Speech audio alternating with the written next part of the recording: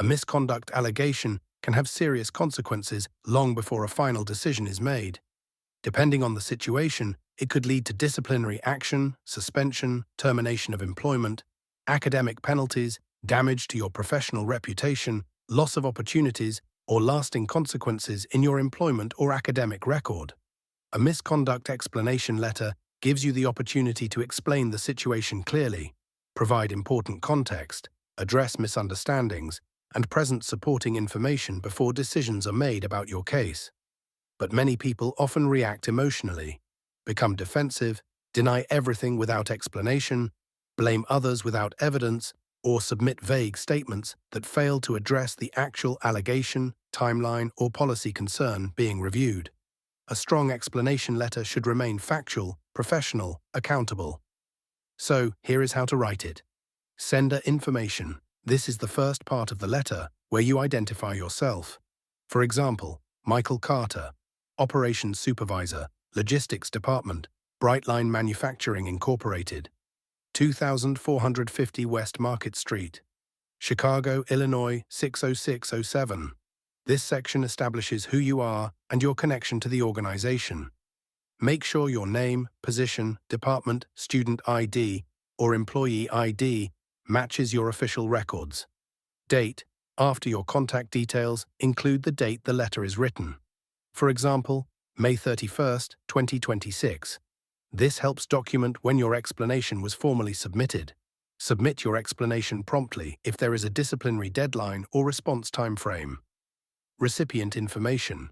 This section identifies the department, supervisor, committee, or office reviewing the matter. For example, Human Resources Department, Brightline Manufacturing Incorporated, 880 Corporate Plaza Drive, Chicago, Illinois 60601.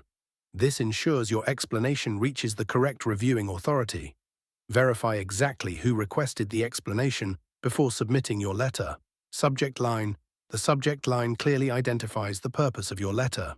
For example, subject, explanation regarding alleged misconduct. Incident on May 12, 2026. This immediately tells the reviewer what case or incident the letter concerns. Include the incident date, reference number, or disciplinary reference if available. Salutation. This is your formal greeting. For example, Dear Human Resources Manager. This keeps the tone professional and respectful. Use a specific name if known. If not, Dear Sir or Madam is acceptable. Opening paragraph. In this paragraph, you formally state why you are writing. For example, I am writing to provide a formal explanation regarding the misconduct matter referenced in the disciplinary notice issued on May 18, 2026. This establishes the purpose immediately. Be direct, professional, and avoid emotional language at the beginning. Acknowledgement of the concern. This section shows that you understand the seriousness of the matter. For example, I understand the seriousness of the concerns raised regarding an alleged workplace policy violation, and I appreciate the opportunity to present my explanation. This demonstrates professionalism and willingness to cooperate. Acknowledging the concern does not automatically mean admitting wrongdoing. Explanation of events. This is one of the most important parts of the letter. Here you explain what actually happened using facts, context, and timeline details. For example, regarding the events in question, I was assigned responsibility for inventory reporting during a high-volume operational period.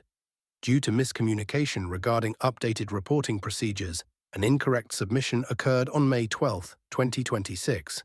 This provides context without exaggeration or unnecessary emotion. Focus on facts, sequence of events, responsibilities, and relevant circumstances. Clarification or disputed facts. If there are misunderstandings, missing context, or disputed details, address them respectfully here. For example, I would also like to clarify that I did not intentionally disregard company procedures. At the time, I was following an earlier version of the reporting instructions that had not yet been updated in my department records. This gives reviewers additional context that may not have been fully considered. Correct inaccuracies professionally without sounding argumentative. Responsibility and reflection. This section addresses accountability, lessons learned, or your position regarding the allegation. For example, I acknowledge that I should have verified the updated procedure more carefully before submitting the report.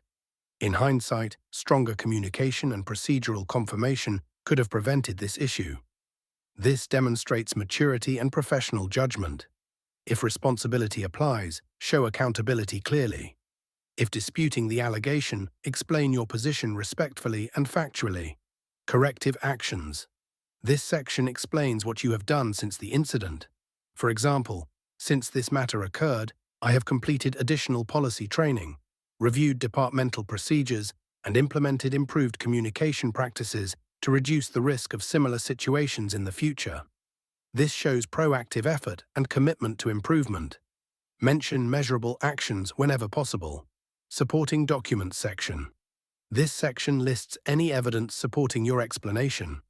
For example, to support this explanation, I have attached the following documentation for review: written timeline of events, email correspondence records, training completion certificate, department procedure documents. This strengthens your explanation with objective evidence. Only include documents that directly relate to the allegation or clarification. Formal request and closing paragraph. This is where you respectfully ask the reviewer to consider your explanation. For example, I respectfully request that my explanation and supporting information be taken into consideration during the review of this matter. I remain committed to maintaining professional, ethical, and policy-compliant conduct moving forward. This reinforces professionalism and future commitment. Stay respectful and solution-focused in your closing paragraph. Sincerely and identification details. For example, sincerely Michael Carter, employee ID, EMP-47291. Position, Operations Supervisor, Department Logistics. This final section formally closes the letter and provides reference details. Double-check all identification numbers, positions, and reference information before submission. Before we wrap up, here are some very important overall tips you should remember when writing a misconduct explanation letter. Stay calm, factual, and professional throughout the letter.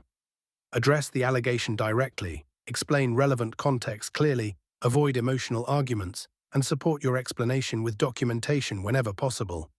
If responsibility applies, demonstrate accountability and corrective action. If you dispute the allegation, focus on facts, evidence, and respectful clarification rather than confrontation. So that's how you write a misconduct explanation letter step by step. As you can see, every part of this letter plays an important role in presenting a clear, professional, and well-supported explanation during a disciplinary review process. Thank you so much for watching. If you found this video helpful, don't forget to like, share, and subscribe to my channel, Writing Practices, for more writing tutorials. And I'll see you guys in the next video.